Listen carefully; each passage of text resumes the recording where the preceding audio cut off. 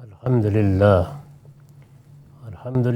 رب العالمین والصلاة والسلام علی محمد الامین اعوذ باللہ من الشیطان الرجیم بسم اللہ الرحمن الرحیم۔ خواتین و حضرات، ہم میزان حصہ اول میں دوسرے باب ایمانیات کا مطالعہ کر رہے ہیں۔ اس میں اخلاقیات کے اصل اصول کو سمجھنے کے بعد اب ہم اس فہرست کو دیکھ رہے ہیں جو اخلاقیات کے باب میں قرآن مجید نے ترتیب دی ہے۔ اس میں سب سے پہلی چیز شرک ہے، یعنی اسلام کی اخلاقیات میں ابتدا یہاں سے ہوتی ہے کہ اگر کوئی شخص اللہ کے ساتھ، اپنے پروردگار کے ساتھ، اپنے خالق کے ساتھ کسی اور کو شریک ٹھہراتا ہے تو یہ افطرا ہے، ظلم عظیم ہے، عدل کے خلاف ہے۔ اس لیے سب سے پہلا اخلاقی سبق یہ ہے کہ اللہ کے ساتھ کسی کو شریک نہ ٹھہرایا جائے۔ شرک کی بحث اگر آپ میری اس کتاب میں دیکھیں گے تو اسی وجہ سے میں نے عقائد یا ایمانیات میں نہیں کی، یہ بحث اخلاقیات میں کی گئی ہے۔ ایمانیات میں ہم اللہ کو مانتے ہیں، اللہ کی ذات کیا ہے، اللہ کے صفات کیا ہیں، اللہ تعالیٰ نے کیا سنن اپنے بندوں کے لیے جاری کر رکھے ہیں، ان کا مطالعہ کرتے ہیں۔ یہ بات کہ اللہ کے ساتھ کسی کو شریک نہ ٹھہرایا جائے، یہ اخلاقی تقاضا ہے، یعنی ہمارے پروردگار کا صحیح شعور اگر ہمیں حاصل ہے، جیسے ماں اور باپ کا شعور ہے، ان کے ساتھ کسی کو شریک نہیں کیا جا سکتا۔ کوئی شخص بھی نہ امومت میں کسی کو شریک کر سکتا ہے، نہ ابوت میں، الا یہ کہ اس کے لیے کوئی بنیاد موجود ہو، کوئی سلطان موجود ہو۔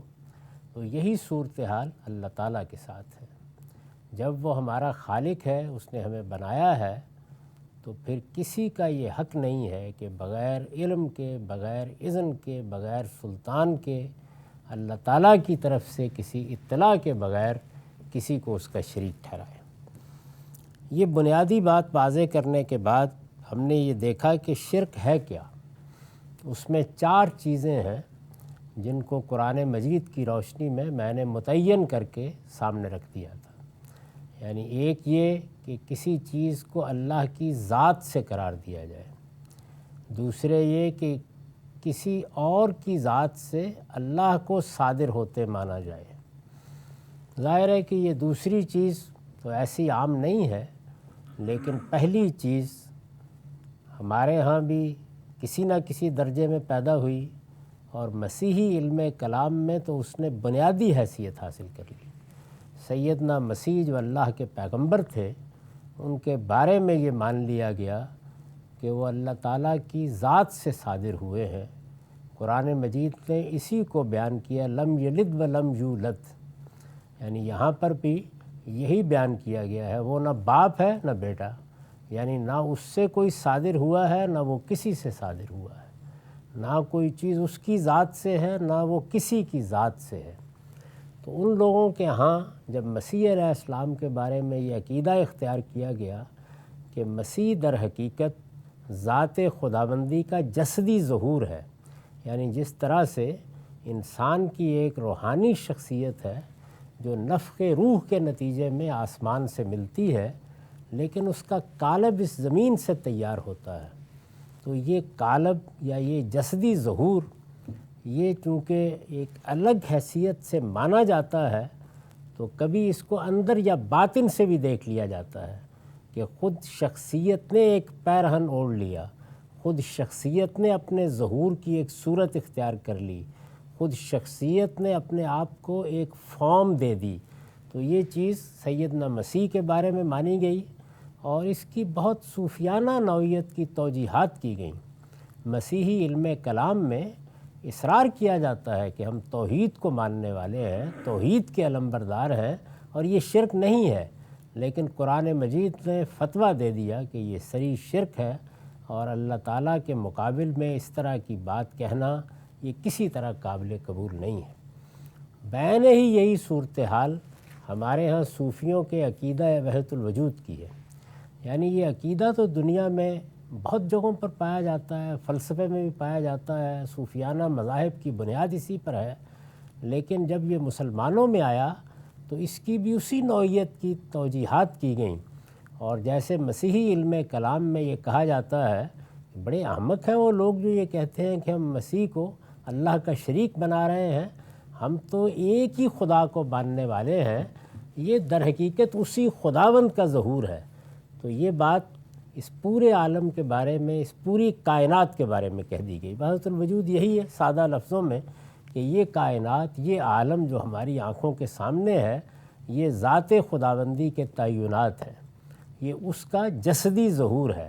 یعنی اس نے یہ صورت اختیار کر لی ہے، اور پھر تنزلات بتائے جاتے ہیں کہ جس طرح سے بچہ ماں کے پیٹ میں مختلف مراحل سے گزر کر پایہ تکمیل کو پہنچتا ہے، بالکل اسی طریقے سے کچھ تنزلات سے گزر کر یہ عالم اس صورت میں نمودار ہوا ہے۔ لیکن یہ نمودار ہونے کا عمل اپنی حقیقت کے لحاظ سے کوئی وجود نہیں رکھتا۔ اس کی اصل حقیقت ذات خداوندی ہے، یہ اسی کا جسدی ظہور ہے۔ تو میں نے یہ دو مثالیں دے کے بتایا ہے کہ یہ خدا کی ذات سے کسی چیز کو ماننے کا مطلب کیا ہے۔ اس کے بعد یہ بھی ہے کہ صوفیانہ مذاہب اور مشرکانہ مذاہب میں تو اس کی باقاعدہ صورتیں بھی معلوم ہے۔ چنانچہ ہندوؤں کے عقیدے کی مثال دی ہے کہ برہما، وشنو، شیو، اسی طریقے سے ہمارے ہاں بہت سی ہستیوں کو تسلیم کیا جاتا ہے۔ وہ کس چیز کی مثال ہے؟ وہ اس چیز کی مثال ہے کہ کائنات کے خالق نے یہ کائنات وجود پذیر کی ہے، تو ظاہر ہے خلق ایک عمل ہے جو ہوا ہے، یا اس میں بھی کوئی شامل ہو گیا ہے؟ اگر سادہ لفظوں میں کہیے تو یوں کہہ سکتے ہیں کہ کیا ایسا ہے کہ زمین کا کوئی اور خالق ہے اور آسمان کا کوئی اور خالق ہے، شر کا کوئی اور خالق ہے اور خیر کا کوئی اور خالق ہے؟ کیا ایسا کہہ سکتے ہیں کہ اس دنیا میں جو زلزلے، طوفان آتے ہیں، جس طرح قہر اور غضب کا اظہار ہوتا ہے، اس کے پیچھے کوئی اور ہستی ہے، اور رحمت، شفقت، عنایت، پیدائش، اس کے پیچھے کوئی اور ہستی ہے؟ تو یہ تصورات ہیں جو آپ کو ہندو مت میں ملتے ہیں یا بعض اور مذہبی عقائد میں ملتے ہیں۔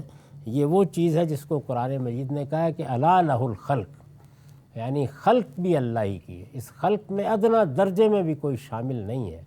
جب اس کائنات کو اور اس کائنات کے اندر کی چیزوں کو وجود پذیر کیا گیا ہے، تو یہ تنہا ایک ہستی کا دست قدرت ہے جس نے اس کو وجود بخشا ہے۔ اور دوسری بات اسی کے ذیل میں کیا ہے؟ الا لہ الخلق والامر، یعنی اس کا نظم بھی وہی چلا رہا ہے۔ یہ عالم اسباب ہے، جس میں ہمیں بھی بہت سا اختیار دیا گیا ہے، اور ہم بہت سے کام عالم اسباب میں اسباب کے تحت کرتے ہیں، لیکن تکوینی طور پر اس کائنات کا نظم اور خود ہمارے وجود کا نظم کون چلا رہا ہے؟ اللہ تعالیٰ نے فرمایا کہ وہ میں ہی چلا رہا ہوں، اس میں کوئی میرا شریک نہیں ہے۔ یہ وہ بات ہے کہ جو قرآن مجید کی آیات کے حوالے سے میں نے عرض کر دی تھی، اور یہ عرض کیا تھا کہ قرآن کہتا ہے کہ الا لہ الخلق والامر تبارک اللہ رب العالمین۔ معاف کیجیے، سنو، خلق بھی اسی کی ہے اور حکم بھی اسی کا ہے، بڑا ہی بابرکت ہے اللہ جہانوں کا پروردگار۔ تو اس سے یہ سمجھ لینا چاہیے کہ دو لفظوں کی یہ بات کہ خلق بھی اسی کی ہے اور امر بھی اسی کا ہے، اس کا مطلب کیا ہے؟ اصل میں شرک یہی ہے، یعنی یہ بحث یہاں پایہ تکمیل کو پہنچ جاتی ہے۔ توحید پر ہم ایمانیات کے ذیل میں گفتگو کر چکے ہیں، وہ اللہ کی صفات کمال میں سے سب سے بڑی صفت ہے۔ اس کا مطلب یہ ہے کہ وہ یگانہ ہے، وہ یکتا ہے، اور اب اس کے بعد اس کا سلبی پہلو بھی پایہ تکمیل کو پہنچ گیا کہ اس کے ساتھ نہ خلق میں کوئی شریک ہے، نہ امر میں کوئی شریک ہے، نہ کوئی اس کی ذات سے صادر ہوا ہے، نہ وہ کسی کی ذات سے صادر ہوا ہے۔ اس معاملے میں لطیف سے لطیف شاعرانہ استدلال کی نوعیت کی بھی کوئی چیز سامنے آئے تو اس کو بادنا تامل رد کر دینا چاہیے۔ اس میں کسی تعویل کی کوئی گنجائش نہیں ہے۔ صاف سیدھا عقیدہ، صاف سیدھا ایمان، یہی قرآن مجید کی تعلیم کا حاصل ہے کہ اللہ کے سوا کوئی الہ نہیں، نہ اس کی ذات سے کوئی ہے، نہ وہ کسی کی ذات سے ہے، اور نہ خلق میں اس کی کوئی شریک ہے، نہ اس کے امر اور اس کے حکم میں کوئی شریک ہے۔ اس کائنات کا نظم تنہا اس کے حکم پر چل رہا ہے، اور اس طرح کے ہر معاملے میں اسی کی طرف رجوع ہونا چاہیے۔ اس کے بعد میں نے لکھا ہے کہ ان عقائد کے ماننے والے یعنی جن کا پیچھے ذکر ہو چکا کہ اگر اللہ کی ذات سے کسی کو مان لیا جائے، خلق میں کسی کو کسی نہ کسی درجے میں شریک سمجھ لیا جائے، امر میں شریک سمجھ لیا جائے، زیادہ تر مذہبی گروہوں میں یا پیغمبروں کی امتوں میں امر میں شرک کا تصور پیدا ہوتا ہے۔ یعنی خلق کا معاملہ تو ایسا واضح ہے کہ اس میں یہ چیز عموماً نہیں پیدا ہوتی، لیکن امر کا معاملہ بہت نازک ہو جاتا ہے۔ دنیا میں لوگ دیکھتے ہیں کہ بعض حضرات تصرفات کر لیتے ہیں، بعض علوم کے نتیجے میں ماورائے اسباب یعنی آنکھوں کے دیکھنے کی حد تک ماورائے اسباب چیزیں پیدا کر لیتے ہیں، تو اس سے انسان کو ایک طرح کا فریب میں مبتلا ہونے کا موقع مل جاتا ہے، اور وہ خیال کرتا ہے کہ امر میں بھی کسی کی شرکت ہو گئی ہے۔ اس کی قرآن مجید نے بالکل تردید کر دی۔ ایسی چیزیں اسباب کے تحت ہو رہی ہوتی ہیں، علوم و فنون کی بنیاد پر ہو رہی ہوتی ہیں، اسی طرح ہو رہی ہوتی ہیں جس طرح سے ہم دنیا میں اس وقت سائنسی چیزوں کو پیدا کرتے، ایجاد کرتے اور اس میں بہت سے تصرفات دکھا دیتے ہیں۔ اس کے پیچھے اللہ تعالیٰ کا دیا ہوا علم اور اس کی دی ہوئی عقل ہے۔ یہ تکوین میں مداخلت نہیں ہے۔ تو تکوین میں مداخلت کو ادنیٰ درجے میں بھی اگر قبول کیا جائے گا تو یہ اللہ تعالیٰ کے اس فیصلے کے خلاف ہوگا کہ الا لہ الخلق والامر۔ ان عقائد کے ماننے والے اس کے ساتھ بالعموم یہ بھی مانتے ہیں یعنی جب کسی ہستی کو اللہ کی ذات سے قرار دے لیا جاتا ہے یا خلق میں کہیں شریک کر لیا جاتا ہے یا امر میں شریک کر لیا جاتا ہے، تو میں عرض کر رہا ہوں کہ یہاں تو ظاہر ہے کہ ایک اجمالی نوعیت کا بیان ہے، اس میں دوسرے مذاہب کے لوگ بھی شامل ہیں، لیکن مذہبی طبقات میں خاص طور پر پیغمبروں کے ماننے والے مذہبی طبقات میں امر ہی کا معاملہ زیادہ ہوا ہے۔ تو یہ سمجھ لینا چاہیے کہ جب یہ ہستیاں ایک بار مان لی جاتی ہیں، یعنی کسی کو قطب، کسی کو ابدال، کسی کو داتا، کسی کو غریب نواز مان لیا جاتا ہے، تو ان ہستیوں کو خدا نے یہ حیثیت دے رکھی ہے۔ بالعموم یہ بھی مانتے ہیں کہ یہ جب چاہیں کسی غیب پر مطلع ہو سکتی اور اپنی سفارش سے اللہ تعالیٰ کے فیصلوں کو دنیا اور آخرت میں تبدیل کرا سکتی۔ یعنی دو چیزیں اس کے لوازم کی حیثیت سے پھر مانی جاتی ہیں۔ جہاں کہیں بھی امر میں شرکت کا تصور پیدا ہوگا یہ چیز آ جائے گی۔ جب چاہیں غیب پر مطلع ہو سکتی ہیں، یعنی اللہ تعالیٰ بہت سے غیب انسانوں پر کھولتا رہتا ہے۔ بہت سی چیزیں ہیں جو اس موجودہ دور سے پہلے ہمارے لیے غیب تھیں اور اب وہ شہود بن چکی ہیں۔ تو وہ غیب کہ جو اللہ تعالیٰ نے اپنے ساتھ خاص کر رکھا ہوا ہے، اس پر بھی اگر چاہیں تو مطلع ہو سکتی ہیں۔ یہ کسی نہ کسی درجے میں مان لیا جاتا ہے۔ ان عقائد کے ماننے والے اس کے ساتھ بالعموم یہ بھی مانتے ہیں کہ ان ہستیوں کو خدا نے یہ حیثیت دے رکھی ہے، یعنی اب وہ کہتے یہ ہیں کہ دی یہ حیثیت خدا ہی نے ہے، یہ اسی کی عطا ہے لیکن دے دی ہے۔ خدا نے یہ حیثیت دے رکھی ہے کہ یہ جب چاہیں کسی غیب پر مطلع ہو سکتی اور اپنی سفارش سے اللہ تعالیٰ کے فیصلوں کو دنیا اور آخرت میں تبدیل کرا سکتی ہیں۔ قرآن نے ان دونوں ہی باتوں کی تردید کر دی ہے۔ جہاں بھی شرک پیدا ہوگا، جہاں بھی امر میں اللہ کے حکم میں کسی کو شامل مانا جائے گا یا کسی حد تک دخیل مانا جائے گا، یہ دو باتیں کسی نہ کسی درجے میں پیدا ہو جائیں گی، کسی تعویل کے تحت در آئیں گی۔ قرآن مجید نے ان دونوں ہی باتوں کی تردید کر دی ہے۔ پہلی بات میں کے بارے میں فرمایا ہے، یہ سورہ نمل کی آیت 65 ہے، قُل لَا يَعْلَمُ مَنْ فِي السَّمَاوَاتِ وَالْأَرْضِ الْغَيْبَ إِلَّا اللَّهُ وَمَا يَشْعُرُونَ أَيَّانَ يُبْعَثُونَ۔ یہ عذاب کے لیے جلدی مچاتے ہیں، اس سیاق میں فرمایا ہے یہ۔ ان سے کہو یہ غیب کی باتیں ہیں، اور اللہ کے سوا زمین اور آسمانوں میں جو بھی ہیں اس غیب کو نہیں جانتے، اور نہ یہ جانتے ہیں کہ مرنے کے بعد کب اٹھائے جائیں گے۔ یعنی اس میں یہ بتا دیا کہ اگر اللہ کسی چیز کو کھولنا چاہے تو وہ کھول دیتا ہے، لیکن جس چیز کو وہ اپنی ذات تک محدود رکھتا ہے یہ کسی میں یارہ نہیں ہے کہ وہ اپنے طور پر جب چاہے اس پر مطلع ہو جائے، وہ اللہ کے بتانے ہی سے مطلع ہو سکتا ہے۔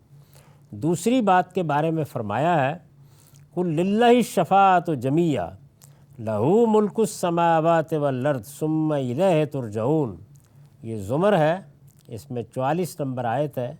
کہو کہ سفارش تمام تر اللہ ہی کے اختیار میں ہے، یعنی ایسا نہیں ہے کہ کسی کو اختیار دے دیا گیا ہے یا کسی کے لیے یہ اختیار ہمیشہ ثابت ہے یا اس کا اعلان کر دیا گیا ہے، نہیں، اس معاملے میں بھی آخری اختیار اللہ ہی کے پاس ہے۔ کہو کہ سفارش تمام تر اللہ ہی کے اختیار میں ہے، زمین اور آسمانوں کی بادشاہی اسی کی ہے، پھر تم اسی کی طرف لوٹائے جاؤ گے۔ یہ یہاں موضوع نہیں ہے، دوسری جگہ میں نے وضاحت کی ہے اس کتاب میں کہ اللہ تعالیٰ کے ہاں اس سفارش کا یا شفاعت کا قاعدہ کیا ہے۔ قرآن مجید نے اس میں ایک ایک چیز کو واضح کر دیا ہے۔ یہ بتایا ہے کہ اللہ کے اذن سے کوئی آدمی بات کر سکے گا، کس کے بارے میں بات کی جائے یہ بھی اللہ ہی اذن دے گا، کون بات کرے یہ بھی اللہ ہی کے اذن سے ہوگا، کب بات کرے یہ فیصلہ بھی اللہ ہی کرے گا، اور پھر اس کے حضور میں عدل سے، اس کے حکم سے، ثواب سے، صحت سے، درستی سے ہٹ کر کوئی بات نہیں کی جا سکتی۔ یعنی یہ نہیں ہے کہ کوئی اپنی دھونس سے کوئی بات منوا لے گا، جب کہنے کا موقع بھی دیا جائے گا تو اس موقع پر بھی ایسی بات کی جائے گی جو صحیح ہو، سچی ہو، صدق ہو، صفا پر مبنی ہو۔ اس کی اگر کوئی مثال دیکھنی ہو تو سورہ مائدہ کے آخر میں سیدنا مسیح علیہ السلام کا مکالمہ دیکھ لینا چاہیے۔ اللہ تعالیٰ نے بتایا ہے کہ جب ان کی قوم کا مقدمہ پیش ہوگا، ان کی امت کا مقدمہ پیش ہوگا، تو اس موقع پر وہ اللہ تعالیٰ کے سامنے عرض کریں گے اور اللہ کے اذن ہی سے عرض کریں گے، لیکن دیکھ لیجئے کہ جو جملہ انہوں نے بولا ہے اس میں کوئی ذمہ داری اپنے اوپر نہیں لی، بلکہ معاملہ اسی پروردگار کے سپرد کر دیا ہے۔ تو قرآن مجید نے اسی کا اعلان کیا کہ قُلْ لِلَّهِ الشَّفَاعَةُ جَمِيعًا، کہو کہ سفارش تمام تر اللہ ہی کے اختیار میں ہے۔ یعنی جب اسی کے اختیار میں ہے تو پھر اسی کی طرف دیکھو، اس کا اذن ہوگا، اس کا اشارہ ہوگا، وہ کسی کو اجازت دے گا تو کوئی بات بھی کر لے گا۔ معافی۔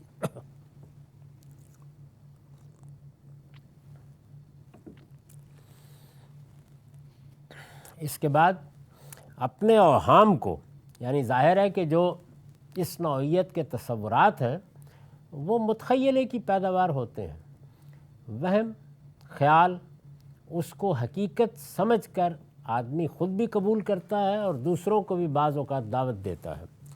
اپنے اوہام کو یہ لوگ تصویروں اور مجسموں میں بھی ڈھالتے ہیں، یعنی جن قوموں نے شرک کیا ہے تو اس میں ایک اور چیز تاریخ بتاتی ہے یہ پیدا ہوئی کہ جو چیزیں اپنے وہم سے، اپنے متخیلے سے سمجھ لیں، جو مفروضے قائم کر لیے، یہ خیال کر لیا کہ فلاں کو یہ اختیار ہے، فلاں کی یہ حیثیت ہے، فلاں خلق میں یہ کردار ادا کرتا ہے، فلاں امر میں یہ کردار ادا کرتا ہے، چونکہ ان کے پیچھے، جیسے کہ قرآن مجید نے جگہ جگہ اصرار کیا ہے، اللہ کی کوئی بات نہیں ہوتی۔ قرآن مجید شرک کی تردید میں ایک جملہ بولتا ہے اور وہ یہ کہ کسی کے پاس اس کے لیے سرے سے کوئی دلیل ہی نہیں ہے، اور پھر دوسری جگہ بتاتا ہے کہ دلیل ہونی کیا تھی، یعنی یہ کوئی عقلی تقاضا تو ہے نہیں، اس میں تو اللہ ہی کو بتانا تھا کہ ہاں میں نے فلاں کو یہ حیثیت دے دی ہے۔ جب اس نے نہیں بتایا تو یہ بغیر سلطان ہے جو کچھ کہا جا رہا ہے۔ اس وجہ سے میں نے یہ لفظ اوہام استعمال کیا ہے۔ اپنے اوہام کو یہ لوگ تصویروں اور مجسموں میں بھی ڈھالتے ہیں، یعنی یہ جو کوئی مجسمہ، کوئی بت، کوئی تصویر بنا کے اس کے ساتھ عقیدت کے جذبات وابستہ کیے جاتے ہیں یا اس کو پوجا جاتا ہے یا اس کی پرستش کی جاتی ہے، تو اگر آپ غور کریں تو اس میں تصویر یا مجسمہ یا بت اصل نہیں ہوتا، اس میں اصل کی حیثیت اس کے پیچھے جو تصور ہے اس کو ہوتی ہے، اور وہ تصور مبنی بر وہم، مبنی بر خیال ہوتا ہے، اس سے زیادہ اس کی کوئی حیثیت نہیں ہوتی۔ اپنے اوہام کو یہ لوگ تصویروں اور مجسموں میں بھی ڈھالتے ہیں، یعنی ایک وشنو پیدا کر لیا، ایک شپ پیدا کر لیا، ایک قطب پیدا کر لیا، کچھ ابدال بنا لیے۔ اب ظاہر ہے کہ آپ اس چیز کو تصور میں رہنے دیں، ایک صورت یہ ہے، اور اس کی کوئی علامت بنا لیں۔ وہ علامت کوئی قبر ہے، وہ علامت کوئی تصویر ہے، وہ علامت کوئی بت ہے، کسی چیز کو بھی بنایا جا سکتا ہے، تو وہ اس کے سوا کچھ نہیں کہ ایک علامت ہوتی ہے۔ علامتیں اللہ تعالیٰ نے بھی اختیار کی ہیں، چنانچہ قرآن مجید میں اللہ تعالیٰ نے اپنی علامتوں کو شاعر اللہ کہا ہے۔ اس کی وجہ کیا ہے؟ اس کی وجہ یہ ہے کہ علامتیں انسان کے نفسیاتی وجود کے ساتھ تصورات کو متعلق کرتی ہیں۔ یہ جو ہم اپنا جھنڈا بناتے ہیں، کوئی ترانہ بناتے ہیں، یہ در حقیقت وطنیت کے تصورات کا علامتی اظہار ہے۔ اسی طرح سے ہم اللہ پروردگار عالم کی بارگاہ میں کھڑے ہوتے ہیں تو ادب سے کھڑا ہونا، رکوع کرنا، سجود کرنا، یہ سب اللہ کے شاعر ہیں۔ اس کا سب سے بڑا ظہور حج میں ہوتا ہے، عمرے میں ہوتا ہے۔ تو ہم بھی علامتیں بناتے ہیں، لیکن وہ اللہ کی بنائی ہوئی، اللہ کی قائم کی ہوئی علامتیں ہیں، اور اس کی ذات کے ساتھ خاص ہے۔ یہ حضرات اپنے اوہام کو علامتوں میں ڈھالتے ہیں، تصویروں میں اور مجسموں میں۔ اپنے اوہام کو یہ لوگ تصویروں اور مجسموں میں بھی ڈھالتے ہیں۔ پوری تاریخ میں یہ رہا ہے، اس وقت بھی موجود ہے۔ قرآن نے اسے اصنام و اوثان کی نجاست قرار دیا ہے۔ یعنی قرآن مجید کا تبصرہ یہ ہے کہ اس کے پیچھے وہم ہے۔ جب وہم کو تم نے ایک پتھر کی صورت دے لی اور اس کے ساتھ اب عقائد وابستہ کر رہے ہو، اور وہ عقائد یا تو خلق میں اللہ کے ساتھ کسی کو شریک کرنے سے متعلق ہوں گے یا امر و حکم میں شریک کرنے سے متعلق ہوں گے، دونوں ہی صورتوں میں یہ علم کی نجاست ہے، علم کی غلاظت ہے جس میں مبتلا ہو گئے ہو، اور دین تطہیر اور تزکیے کا نام ہے۔ قرآن نے اسے اصنام و اوثان کی نجاست قرار دیا ہے اور اس سے بچنے کی ہدایت فرمائی ہے۔ فَاجْتَنِبُوا الرِّجْسَ مِنَ الْأَوْثَانِ وَاجْتَنِبُوا قَوْلَ الزُّورِ، یہ سورہ حج کی 30 آیت ہے۔ سو بتوں کی گندگی سے بچو اور جھوٹی بات سے بھی جو ان کے حوالے سے اللہ پر باندھتے ہو۔ یہاں پر قول الزور سے مراد وہ جھوٹ ہے، وہ اوہام ہیں، جھوٹے اوہام جن کی بنیاد پر یہ مائتھالوجی یا دیو مالا بنتی ہے، اور پھر اس کے بعد اس کے لیے یہ شاعر اور علامتیں اور یہ بت اختیار کر لیے جاتے ہیں۔ تو اس کو نجاست قرار دے کر فرمایا کہ اس سے بچو، اور جھوٹی بات سے بھی۔ یہ دوسری بات اس لیے کہی کہ صرف اتنا مقصود نہیں ہے کہ یہ بت اٹھا کے پھینک دو، اس کے پیچھے جو تصور ہے، اس کے پیچھے جو خیال ہے، اس کے پیچھے جو وہم ہے، اس کے پیچھے جو عقیدہ ہے، اصلاً وہ نجاست ہے۔ تو اس سے بچو، کیونکہ وہ بالکل جھوٹ ہے۔ اس کو زور قرار دے دیا، جھوٹی بات ہے، کوئی حقیقت اس کی نہیں ہے، تم نے اپنے وہم سے، اپنے متخیلے سے اس کو پیدا کر لیا ہے۔ اس کے پیچھے علم، مشاہدے اور استدلال نام کی کوئی چیز نہیں پائی جاتی۔ رسول اللہ صلی اللہ علیہ وسلم نے اسی بنا پر فرمایا ہے۔ یہ پیچھے سے اس کا ربط اپنے ذہن میں تازہ کر لیجئے۔ یعنی اوہام پیدا ہوئے، مفروضے قائم کیے گئے، دیو مالا بنی، تصورات پیدا ہوئے، اس کے بعد ان کی علامتیں بننی ہیں۔ علامتیں عوام کی ضرورت ہوتی ہیں، اوہام اعلیٰ فلسفے کی سطح پر پیدا ہوتے ہیں۔ جب آپ نے اس کو تصویروں اور مجسموں میں ڈھالا تو اب گویا عوام کے لیے بھی ان اوہام سے وابستہ ہونے کی صورت پیدا ہو گئی، کیونکہ وہ تو خوگرے پیکرے محسوس ہے، انسان کی نظر کسی پیکرے محسوس ہی سے وابستہ ہوتے ہیں۔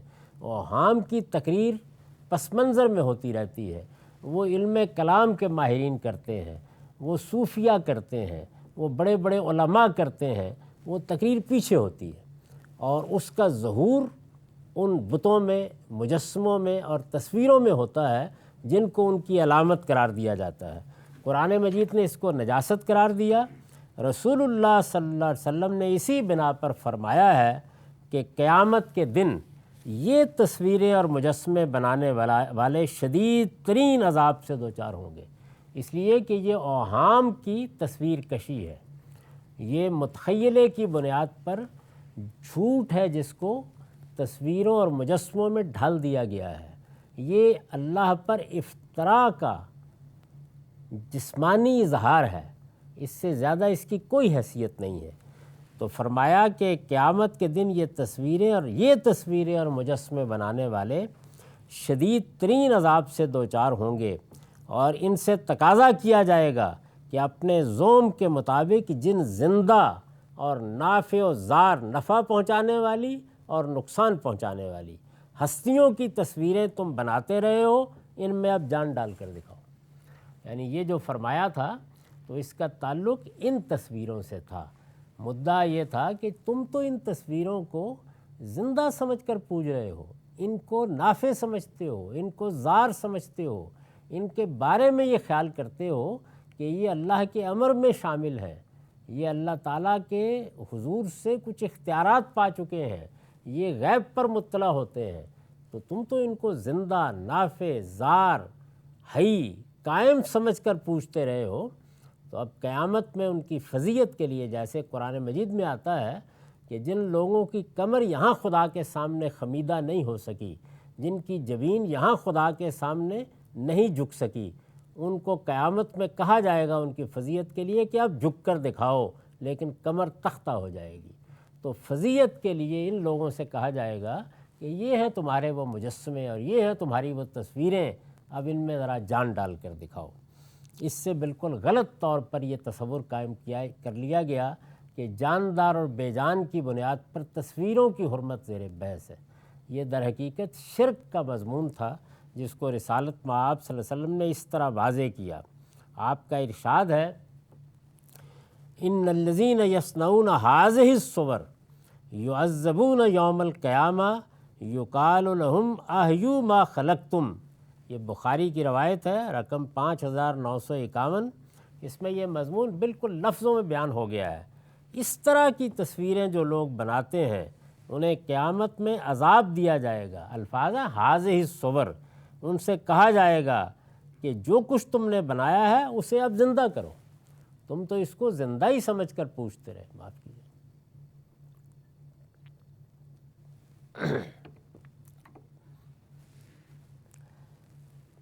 ان ہستیوں سے استمداد پر مبنی تعویذ گنڈوں میں بھی یہی نجاست ہے۔ یعنی اب یہ جو چیزیں بیان ہو رہی ہیں اصل شرک واضح کر دیا گیا۔ یعنی وہ کیا چیزیں ہیں کہ جو شرک کی تفریعات ہیں، جن میں شرک جھلکتا ہے، جو شرک تک پہنچنے کا ذریعہ بن سکتی ہیں، ان میں سے بھی بہت سی چیزوں کو قرآن مجید نے اور رسالت مآب صلی اللہ علیہ وسلم نے موضوع بنایا ہے۔ ان ہستیوں سے استمداد پر مبنی تعویذ گنڈوں میں بھی یہی نجاست ہے۔ یعنی اگر آپ کبھی تعویذوں کا علم دیکھیں تو اس میں زیادہ تر کن سے مدد مانگی گئی ہوتی ہے؟ فرشتوں سے، جنات سے، اپنے ذہن میں جو اوہام قائم کیے گئے ہیں ان سے۔ بہت سی ہستیاں ہیں جو تعویذ کرنے والوں کے ہاں اسی حیثیت کی حامل ہیں، ان کے نام لکھے ہوتے ہیں، ان کے اعداد مقرر کیے ہوتے ہیں۔ ان ہستیوں سے استمداد پر مبنی، یعنی مدد چاہنے پر، استمداد، استعانت، یہ وہی ہے جس کو قرآن مجید میں سورہ فاتحہ میں بیان کیا گیا ہے کہ ایاک نعبد و ایاک نستعین، اللہ ہی سے مدد مانگیے۔ ان ہستیوں سے استمداد پر مبنی تعویذ گنڈوں میں بھی یہی نجاست ہے۔ رسول اللہ صلی اللہ علیہ وسلم نے فرمایا ہے کہ اس طرح کی جھاڑ پھونک، یعنی جس میں کسی غیر اللہ کا ذکر ہو، جس میں اوہام ہوں، جس میں اسی طریقے سے کسی دوسری ہستی کے لیے، خواہ وہ اللہ کے فرشتے ہوں، پیغمبر ہوں یا کوئی اور، استمداد کی گئی ہو، اس طرح کی جھاڑ پھونک، گنڈے اور میاں بیوی میں جدائی ڈالنے کے تعویذ سب شرک ہیں۔ تو رسالت مآب صلی اللہ علیہ وسلم نے یہ بات اسی کے ذیل میں فرمائی ہے، اور یہ ابو داؤد کی روایت ہے 3883۔ اللہ کے سوا کسی اور کے نام کی قسم کو بھی آپ نے اسی کے تحت رکھا ہے۔ یعنی چونکہ قسم کھاتے وقت آپ زبان حال سے یہ کہہ رہے ہوتے ہیں کہ میں یہ فلاں اور فلاں کو حاضر و ناظر سمجھتا ہوں، قسم گواہی ہے۔ جب آپ کہتے ہیں کہ فلاں کی قسم، تو اس کا مطلب ہے فلاں اس بات پر گواہ ہے۔ تو اگر کسی ہستی کے بارے میں یہ کہا گیا ہے، یعنی کسی چیز کے بارے میں ہے، تو گواہی استدلال ہو جائے گی۔ لیکن اگر کسی ہستی کے بارے میں یہ بات کہی گئی ہے تو ظاہر ہے کہ آپ کیا کر رہے ہیں، اس کو غیب میں گواہ بنا رہے ہیں کہ وہ اس معاملے کو دیکھ رہا ہے، تو رسالت مآب صلی اللہ علیہ وسلم نے اسی لیے اسی کے تحت رکھا ہے۔ اللہ کے سوا کسی اور کے نام کی قسم کو بھی آپ نے اسی کے تحت رکھا ہے، اس لیے کہ اس میں بھی آدمی جس کی قسم کھاتا ہے اسے در حقیقت کسی واقعے پر گواہ بناتا ہے، اور اس طرح گویا اسے خدا ہی کی طرح عالم الغیب قرار دیتا ہے۔ یعنی یہ گویا ایک طرح کا اطلاق ہے جو رسالت مآب صلی اللہ علیہ وسلم نے کر کے دکھایا کہ شرک کے معاملے میں اس قدر حساس ہونا چاہیے۔ ارشاد فرمایا ہے، یہ ابو داؤد کی روایت ہے، رقم 3251، من حلف بغیر اللہ فقد اشرک، جس نے اللہ کے سوا کسی اور کے نام کی قسم کھائی اس نے شرک کا ارتکاب کیا۔ اسی لیے قسم کا باب الگ سے آئے گا اس کتاب میں، قسم صرف اللہ ہی کی کھائی جائے گی، اللہ ہی کو گواہ قرار دیا جائے گا۔ یعنی یہ قرآن کی قسم کھانا، یہ کعبے کی قسم کھانا، ان میں سے کچھ بھی نہیں ہو سکتا۔ اللہ کی قسم البتہ یہ کہ آپ نے مسجد میں جا کے کھائی، آپ نے قرآن سامنے رکھ کے کھائی، تو اس کا مطلب یہ ہے کہ آپ در حقیقت ایک پاکیزہ ماحول میں بھی اللہ کو گواہ ٹھہرا رہے ہیں، وہ الگ چیز ہے۔ لیکن اللہ کے سوا کسی اور کی قسم بھی نہیں کھائی جا سکتی۔ جس نے اللہ کے سوا کسی اور کے نام کی قسم کھائی اس نے شرک کا ارتکاب کیا۔ یہ تو بہت براہ راست بعض چیزیں تھیں۔ اس ضمن میں بعض مشرکانہ رویے بھی قابل توجہ ہیں۔ رسالت مآب صلی اللہ علیہ وسلم نے شرک چونکہ ایک بہت بڑا گناہ ہے اور اللہ تعالیٰ کے مقابلے میں بغاوت کا ارتکاب ہے، تو رسول اللہ صلی اللہ علیہ وسلم نے بعض مشرکانہ رویوں کو بھی موضوع بنایا ہے، ان کی جانب بھی توجہ دلائی ہے، قرآن مجید میں بھی اور رسالت مآب صلی اللہ علیہ وسلم نے بھی۔ اس ضمن میں بعض مشرکانہ رویے بھی قابل توجہ ہیں۔ اللہ تعالیٰ نے ایک شخص کی تمثیل بیان فرمائی ہے جو اپنی دولت و ثروت، جمعیت و عصبیت اور خدم و حشم کی کار فرمائیوں کے غرور میں مبتلا ہو کر یہ سمجھے بیٹھا تھا کہ اسے جو کچھ حاصل ہے یہ اس کی صلاحیت و قابلیت کا کرشمہ اور اس کے علم و تدبر کا ثمرہ ہے۔ یعنی ایک تمثیل میں یہ بات واضح کی ہے قرآن مجید میں کہ ایک شخص ہے، اس کے پاس بہت دولت ہے، بہت ثروت ہے، اس کی جمعیت بڑی محکم ہے، اس کو اپنے قبیلے کی، اپنے لوگوں کی عصبیت یا اپنے خدام کی حاصل ہے، اس کے گرد و پیش میں نوکر چاکر خدمت کرنے والے چاروں طرف موجود ہیں۔ اب ظاہر ہے کہ اس سے انسان کے اندر شکر کے جذبات پیدا ہونے چاہیے تھے، اس کا سر جھکنا چاہیے تھا، اس کو اپنی جبین پروردگار کے سامنے رکھنی چاہیے تھی، لیکن وہ غرور میں مبتلا ہو گیا اور یہ سمجھ بیٹھا کہ یہ جو کچھ مجھے حاصل ہے یہ میری صلاحیت کا کرشمہ ہے، یہ میری قابلیت کا نتیجہ ہے، اور میرے علم و تدبر کو یہ پھل مل گیا ہے، اس کے علم و تدبر کا ثمرہ ہے، یہ ہمیشہ اسی کے پاس رہے گا۔ یہ دیکھیے یہ ایک رویہ ہے جس کو قرآن مجید نے تمثیل میں بیان کیا ہے، یہ ہمیشہ اسی کے پاس رہے گا، قیامت اول تو آئے گی نہیں، اور اگر آئی تو یہی سب بلکہ اس سے بھی بہت کچھ زیادہ اسے وہاں بھی حاصل ہو جائے گا۔ یہ کردار، یہ رویے، یہ قرآن مجید میں بعض تمثیلات میں زیر بحث آئے ہیں۔ قرآن کا بیان ہے کہ اس کا لہلہاتا باغ جب ایک دن تباہ ہو گیا تو ان اصنام کی حقیقت کھل گئی اور وہ پکار اٹھا کہ ہائے میری بدبختی، میں نے کیوں ان چیزوں کو اپنے پروردگار کا شریک ٹھہرایا تھا۔ تو اس میں قرآن مجید نے یہ بتایا ہے کہ اس میں جن جن چیزوں پر تم اعتماد کا اظہار کر رہے ہو، جن کو اپنی سمجھ رہے ہو، وہ چونکہ خدا کا عطیہ ہیں، تو اس کا مطلب یہ ہے کہ تمہارے اس رویے میں شرک کی جھلک ہے، اور اسی وجہ سے یہ ارشاد ہوا کہ جب اس پر حقیقت واضح ہوئی تو اس نے فوراً کہا کہ ہائے میری کمبختی، میں نے کیوں ان چیزوں کو اپنے پروردگار کا شریک ٹھہرایا تھا۔ دولت کو شریک ٹھہرا لیا، ثروت کو شریک ٹھہرا لیا، علم کو شریک ٹھہرا لیا، اقتدار کو شریک ٹھہرا لیا۔ یہ اعتقادی مسئلہ نہیں ہوتا بلکہ رویہ مشرکانہ ہے، تو اس سے بھی اللہ کی پناہ مانگنی چاہیے۔ چنانچہ سورہ کہف میں یہ مثال بیان ہوئی ہے، اور سورہ کہف کی آیت 42 میں ارشاد فرمایا ہے وہ ہوئی تب سمرے ہی فاصبح یقلب کفیہ علی ما انفق فیہا وہی خاویۃ علی عروشہا ویقول یا لیتنی لمشرک بربی احدا۔ پیچھے اس کے باغ کی کیفیت بیان ہوئی ہے، وہ کیسے لہلہاتا باغ تھا۔ ظاہر ہے کہ وہ زرعی تمدن میں یہ چیز بڑی اہم تھی، اور پھر جو غرور وہ ظاہر کرتا تھا، جس طرح سے دوسروں پر دھونس جماتا تھا، اس کی تصویر ہے، اور آخر میں پھر جب وہ سب کچھ تباہ ہو گیا تو اس پر اس کے تاثر کا اظہار ہے۔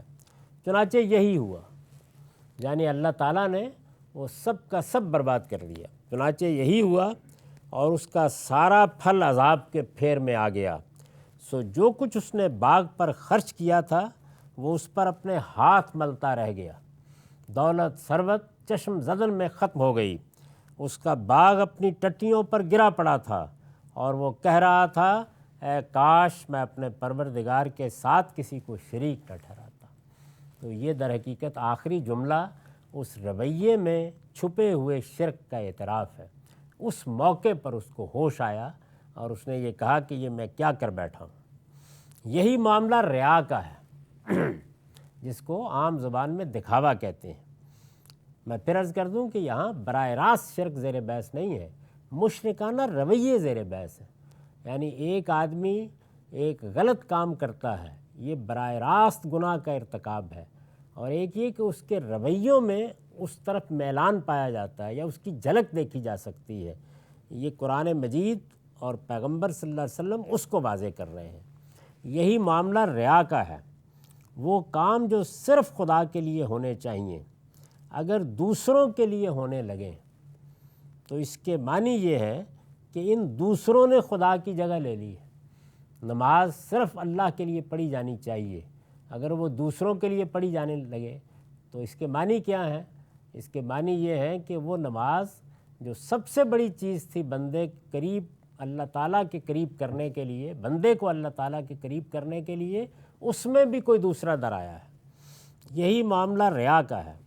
وہ کام جو صرف خدا کے لیے ہونے چاہیے اگر دوسروں کے لیے ہونے لگیں تو اس کے معنی یہ ہے کہ ان دوسروں نے خدا کی جگہ لے لی ہے۔ نبی صلی اللہ علیہ وسلم کا ارشاد ہے کہ اللہ تعالیٰ فرماتا ہے میں تمام شریکوں میں سب سے زیادہ شرکت سے بے نیاز ہوں، لہٰذا جس نے اپنے کسی کام میں میرے ساتھ کسی دوسرے کو شریک کیا میں اس سے الگ ہوں، اور وہ اسی کا ہے جس کو اس نے میرا شریک بنایا ہے۔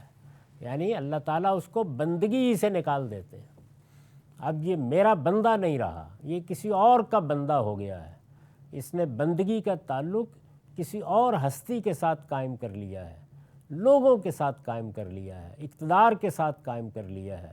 تو اگر کوئی چیز خاص طور پر وہ جس کا تعلق دین سے ہے، کیونکہ دین تو سرتسر اللہ کے لیے ہوگا، عبادات سرتسر اللہ کے لیے ہوں گی، باقی معاملات میں تو انسانوں کی رعایت ہر جگہ ملحوظ ہے، لیکن وہ کام کہ جو صرف خدا کے لیے ہونے چاہیے، جس میں کسی دوسرے کو شامل نہیں کیا جانا چاہیے، اگر وہ بھی انسانوں کے لیے ہونے لگے، نماز لوگوں کو دکھانے کے لیے پڑھی جائے، دین کے واعظ اور دین پر گفتگویں لوگوں کی رعایت سے ہونے لگیں، تو یہ وہ چیز ہے کہ جس کو یہاں موضوع بنایا گیا ہے کہ وہ چیز جو میرا ہی حق تھا، میرے ہی لیے اللہ تعالیٰ فرماتے ہیں ہونی چاہیے تھی، تم نے تو اس میں بھی دوسروں کو شامل کر دیا۔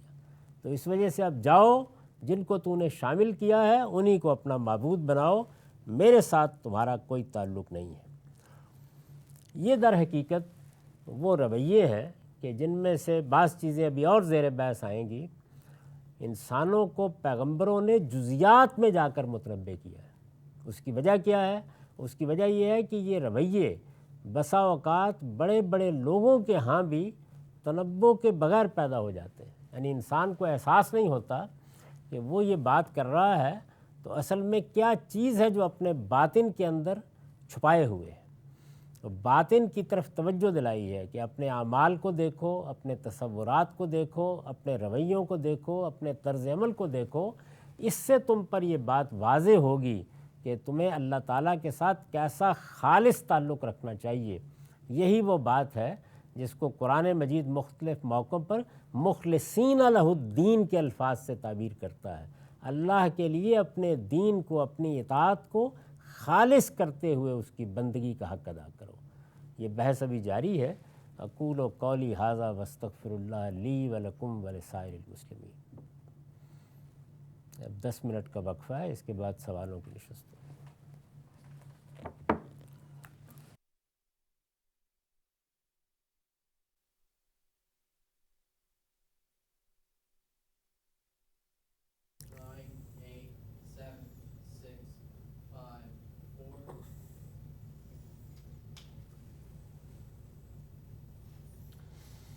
بسم اللہ الرحمن الرحیم۔ اب میں سوالوں کے لیے حاضر ہوں۔ ہم صاحب بہت شکریہ، آپ کے وقت کا آغاز کرتے ہیں سوالات کے سلسلے کو لے کر۔